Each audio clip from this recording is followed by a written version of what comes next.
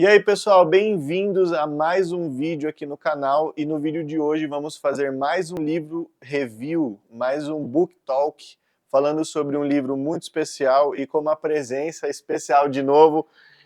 Yuri Dutra, como você está, meu Tô amigo? ótimo, meu Tá amigo. bom? O famoso Douglas Gonçalves. Douglas Gonçalves, da Shopee.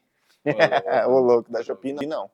Shopee aqui não. Vamos falar sobre esse livro maravilhoso que é o livro do Vitor Vieira, Santidade e Sacrifício, o desejo eterno de Deus. Vamos comentar sobre ele e se você gosta de comprar livros cristãos baratos, entre no link da descrição aqui embaixo. Eu e o Yuri, a gente tem um grupo de promoção de livros cristãos com uma curadoria teológica. Então, se você quer livros com uma boa teologia sensata, você entra no grupo lá e você participa com a gente e nós vamos mandando as promoções para vocês. E também, se você deseja ajudar esse canal, compra o livro no link que está aqui na descrição também, que você ajuda o canal a seguir em frente aí e a crescer, beleza? Então, explicando um pouco sobre o livro aqui, ele separa o livro em 3 partes. Na primeira parte, ele fala sobre o povo e o lugar da presença. Na segunda parte, ele fala sobre a teologia do sacrifício. E na terceira parte, ele fala sobre o templo de Ezequiel, certo? Isso aí. E daí, na primeira parte, ele fala sobre o eterno desejo de Deus, que é habitar plenamente com o seu povo. No capítulo 2, ele fala sobre a relação dinâmica entre as pessoas e o lugar da presença. E no capítulo 3, ele fala sobre a santidade perigosa e destrutiva de Deus. Bom, galera, é o seguinte. Acredito que vocês já saibam, mas é sempre bom a gente reforçar, que um dos principais objetivos do nosso Deus é se relacionar conosco. Nós somos feitos à imagem e semelhança dele. Então nós também queremos nos relacionar com ele.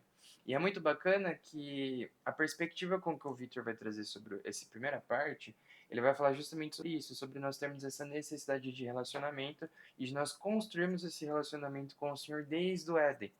Porém, surgiu o pecado, surgiu a escolha, a decisão equivocada do Adão, do homem, e fez com que ele se afastasse da presença do Senhor. E isso fez com que o Senhor quisesse, ou melhor dizendo, tentasse trazer o ser humano de volta.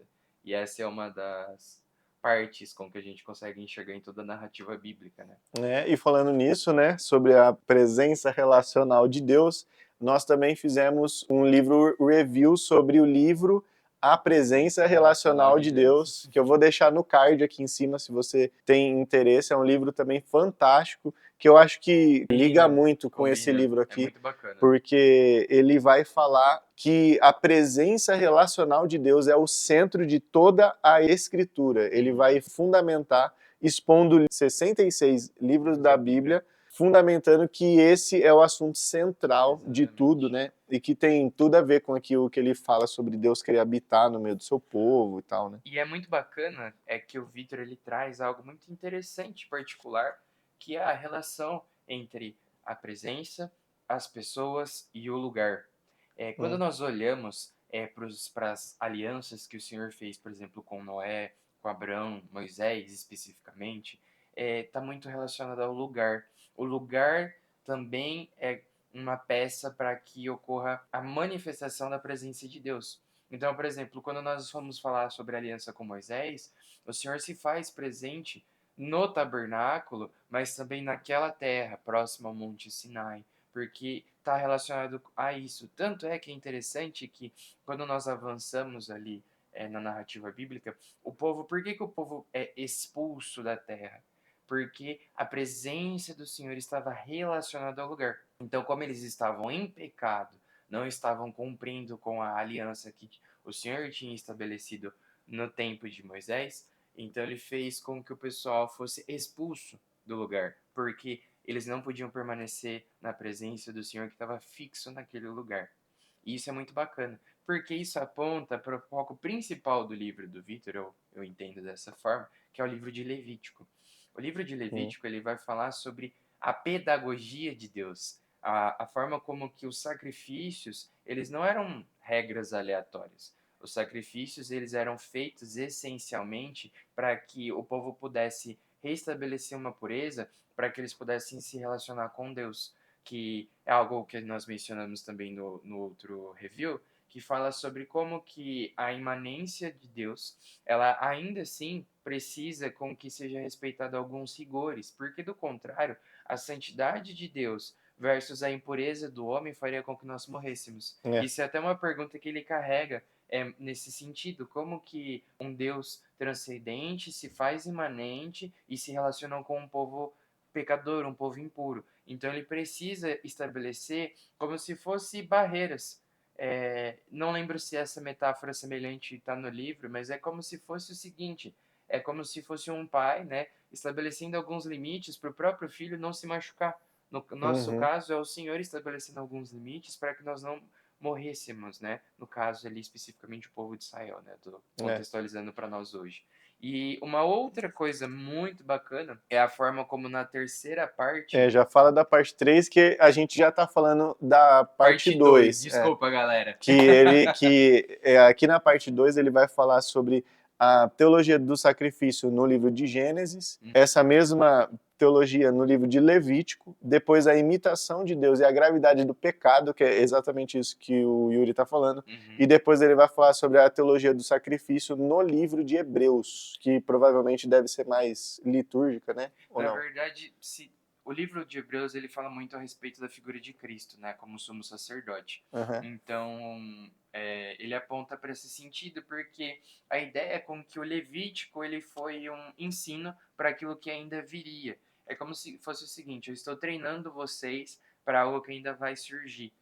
Eu estou ensinando vocês para que depois vocês possam andar pelas próprias pernas. É mais ou menos isso. Uhum. E aí o livro de Hebreus ele aponta para essa coisa de que o Levítico você precisava fazer sacrifícios de animais, aspergir sangue para que você tivesse seus pecados perdoados. Porém, quando nós olhamos para Cristo, isso já não há mais necessidade de ser feito, porque Cristo ele substituiu, ele foi o nosso Cordeiro Imaculado. Mas as limitações, vamos dizer assim, as barreiras, acho que essa é a minha melhor palavra, permanecem para a nossa própria segurança, para que nós possamos ter um relacionamento com o Senhor. E aí a última parte, que é o templo Terceira de parte. Ezequiel, é uma perspectiva, não sei se todos conhecem o Vitor, mas o Vitor ele gosta bastante de falar sobre escatologia. Ele tem um livro também que chama Escatologia Essencial, que dá um geralzão sobre escatologia.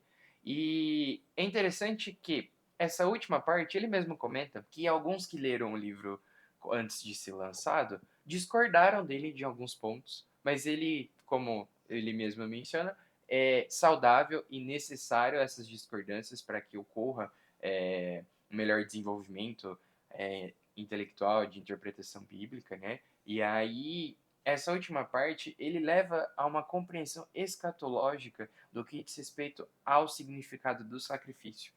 Então, Que da hora, ele hein? vai comentar muito sobre como no templo que há de vir, né, com a segunda advento de Cristo, aonde o novo céu e a nova terra, onde nós vamos ter a oportunidade de nos deleitarmos na presença do Senhor, que acontece? Não é que não vai mais haver a necessidade de ter sacrifícios, na perspectiva do livro.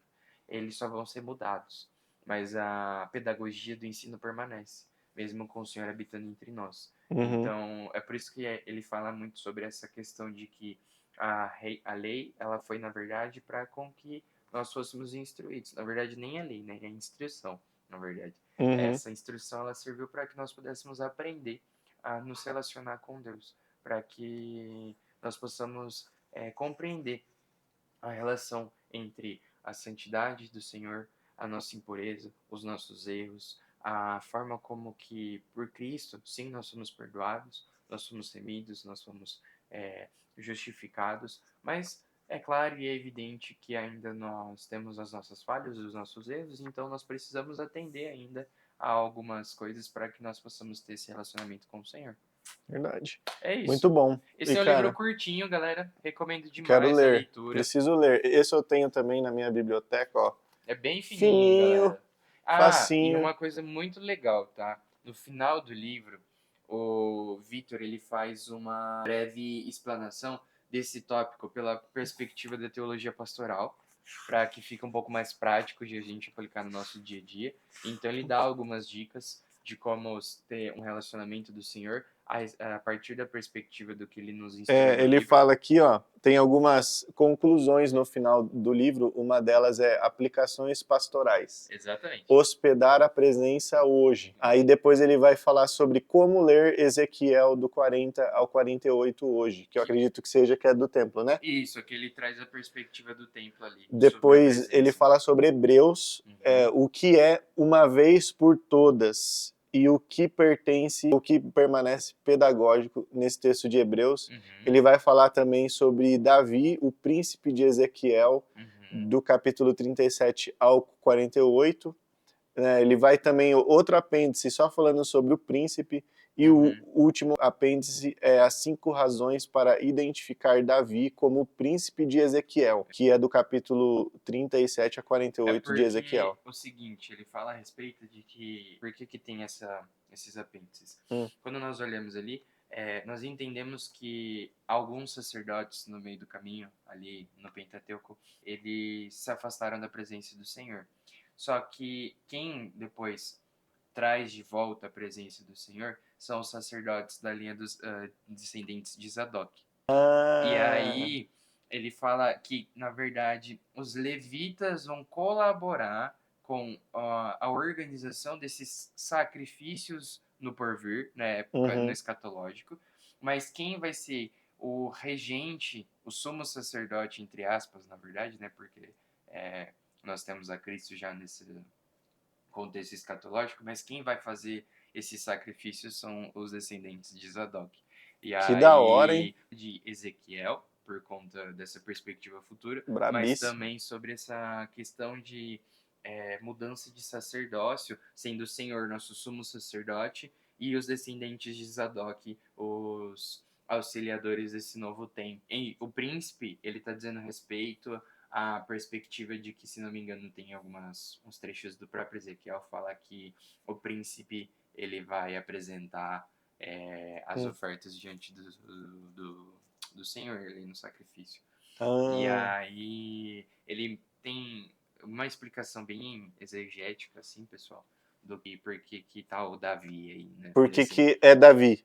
5 razões para identificar Davi como príncipe de Ezequiel. Da hora, hein? Muito bom. E é isso aí, galera. Esse foi o nosso livro review sobre santidade e sacrifício, do Vitor Vieira, O Desejo Eterno de Deus.